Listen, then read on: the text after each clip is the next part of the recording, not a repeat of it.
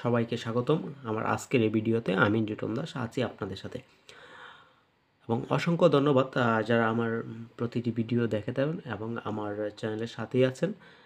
সেই সাথে আরও অভিনন্দন যারা আজকে আমার ভিডিওটি প্রথম দেখছেন, এবং অবশ্যই আপনি আমার চ্যানেলটি সাবস্ক্রাইব করে বেল আইকনটি চেপে সাথেই থাকবেন যেন পরবর্তী ভিডিওগুলো আপনি ধারাবাহিকভাবে পেতেই থাকেন।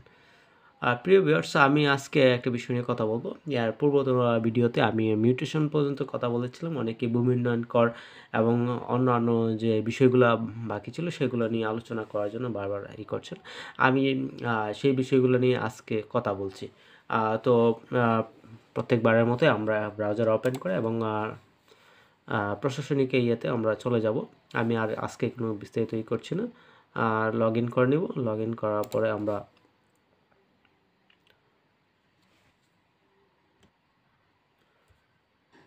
আমরা যে ড্যাশবোর্ডটি দেখতে পাচ্ছি, এর আগের দিনে আমি বলেছিলাম যে ড্যাশবোর্ড, রিপোর্ট এবং মিউটেশন পর্যন্ত আমি আপনাদেরকে সব কিছু টুকিটাকি জানানোর চেষ্টা করেছি। তারপর হয়তো যদি গ্যাপ থাকে আপনি অবশ্যই আমাকে কমেন্টসে জানাবেন। আমি পরবর্তী যে কোনো এক ভিডিওতে আপনাদেরকে বিষয়গুলো ক্লিয়ার করব। তো আজকে আমি যাচ্ছি হচ্ছে ভূমি উন্নয়ন কর। এর আগে মিউটেশন পর্যন্ত আমি আপনাদেরকে উপস্থাপন করেছিলাম। তো ভূমি উন্নয়ন করে আমরা ক্লিক করলাম। তো আসলে সার্ভার প্রবলেমের কারণ যেহেতু ভার্সনটি মাত্রই রান হয়েছে এবং উন্নয়নকর বিষয়গুলো আসলে এতটা ক্লিয়ার না এখনও, তেমন কোনো কিছু আমাদেরকে দেখাচ্ছে না বা আমরা এখনও আবেদন করতে পারছি না। তো তারপর আমরা একটু ট্রাই করে দেখি আসলে ভূমি উন্নয়নকরটা আসে কি না। প্রিয় ভিউয়ার্স, সার্ভার আসলে ত্রুটিজনিত কারণে এবং ভূমি উন্নয়নকরটি হয়তো সাকসেসফুলি এখনও আপডেট হয়নি, যার কারণে আমরা বারবার এই করেও ভূমি উন্নয়ন করে আসলে প্রবেশ করতে পারছি না। আসলে এই তথ্যটুকু ছাড়া আর কোনো কিছু নেই। যে দেখুন, হোল্ডিং সংখ্যা এবং অনুমোদিত হোল্ডিংয়ের দাবি এবং হোল্ডিংয়ের বকেয়া এগুলো কিন্তু শো করছে না, যার কারণে আসলে আমাদের ভূমি উন্নয়ন করে কোনো ধরনের আপডেট আমরা পাচ্ছি না। আমরা DLRMS ইপোর্টচার ওটাতে আমরা চলে যাচ্ছি। তো দেখুন, আমরা এখানে এটা যেহেতু মোটামুটি একটু আপডেট বা লিঙ্ক দেওয়া আছে, সেই ক্ষেত্রে এখানে চলে আসছে, কিন্তু ড্যাশবোর্ডটা একবারে ফাঁকা। ড্যাশবোর্ডে এখন পর্যন্ত কোনো কিছু আপডেট হয়নি। পরবর্তী আছে বার্তাসমূহ আসলে ফেরিত বার্তা, এবং আমরা ভূমি উন্নয়ন করার জন্য অনেক বার্তা বা বিভিন্ন সময় বার্তা আদান প্রদান করে থাকি। তারা একটা টেস্টের জন্য কিছু বার্তা প্রদর্শন করে করেছেন। ঠিক আছে, বিষয় এবং তারিখ এবং প্রদর্শন কি লিখেছে আসলে এটা, এবং ফিল্টার, এখানে একটা ফিল্টারের বিষয় দিয়ে ফিল্টার করা যাবে। প্রাপ্তবার্তা নাই এবং খতিয়ান সংশোধন ব্যবস্থাপনা, আমরা খতিয়ান যদি সংশোধন করি বা কোনো ধরনের পরিমাণ সংশোধন আসে, এখানে দেখুন এখানে প্রেরিত আবেদন এবং নতুন আবেদন, তো এখানে আসলে কোনো কিছুই নেই। কি আছে, ক্রম, আবেদন কোড, আবেদনকারীর নাম, খতিয়ান, কেস নাম্বার, সার্ভে অবস্থা এবং পদক্ষেপ।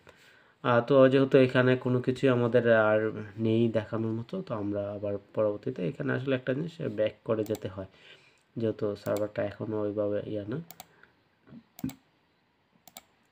তো আমরা বের হয়ে আসলাম। এরপর ভূমি প্রশাসন ব্যবস্থাপনা সিস্টেম। ভূমি ব্যবস্থাপনা প্রশাসন সিস্টেমটা আসলে মূলত যারা ভূমিতে চাকরি করছেন তাদের মানে ব্যক্তিগত এটা বলা চলে। এখানে আছে মানব সম্পদ এবং ইনোভেশন এবং ডেভেলপমেন্ট। তো ইনোভেশন এবং ডেভেলপমেন্ট হচ্ছে ফিডব্যাক। এখানে আপনার নিজস্ব কোনো ফিডব্যাক আছে কিনা, ঠিক আছে, আপনার কোনো ইনোভেশন থাকে, নতুন ফিডব্যাক তৈরি করুন। ঠিক আছে, এখানে কোনো ফিডব্যাক থাকলে দিতে পারবেন। এখনও দেখুন কোনো কিছু আসে না নির্বাচন করার মতো। আমরা এখান থেকেও বের হয়ে যাচ্ছি। ইনোভেশন অ্যান্ড ডেভেলপমেন্টে আমরা হোমে চলে গেলাম।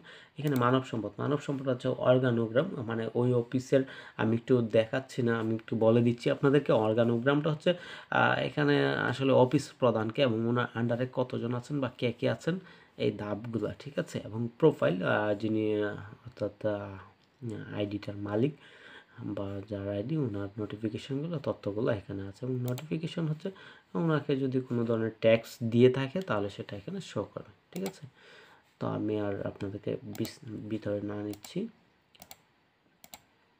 তো এখানে আসলে সরাসরি আসে না। এরপর হচ্ছে সাপোর্ট অ্যান্ড টিকিটিং ব্যবস্থাপনা সিস্টেম।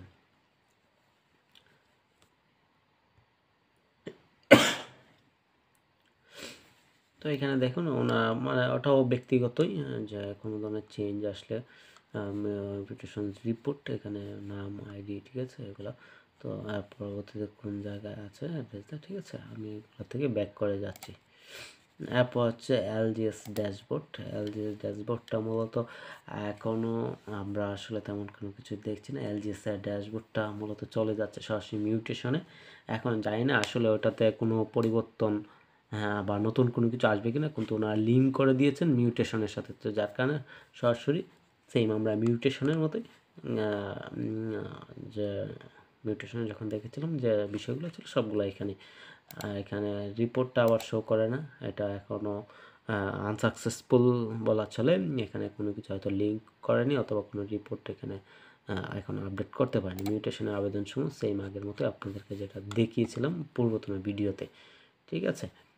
তো প্রিয় ভিউয়ার্স, আমি যে ছোটো যে বিষয়গুলো ছিল এগুলো যেহেতু আপডেট হয়নি, আপনাদেরকে আসলে দেখানোর মতো তেমন কিছুই ছিল না। আমি যতটুকু পেরেছি আপনাদেরকে দেখানোর চেষ্টা করেছি এবং দেখিয়েছি এবং আপনাদেরকে বিষয়গুলো অবগত করেছি।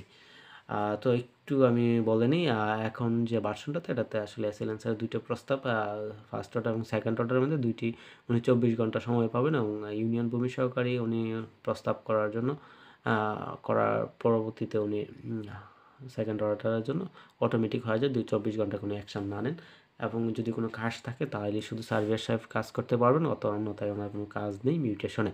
এবং অফিস সহকারী বা যারা আছেন ওনারা শুধুমাত্র নোটিশ জারির কাজটা করতে পারেন, আর কোনো কাজ নেই এখন।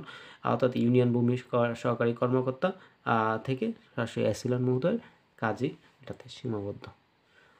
তো এই হচ্ছে এখানে মোটামুটি একটা আপডেট এই সংস্করণে। তো পরবর্তীতে কোনো আপডেট আসলে আমি অবশ্যই আপনাদেরকে শেয়ার করব।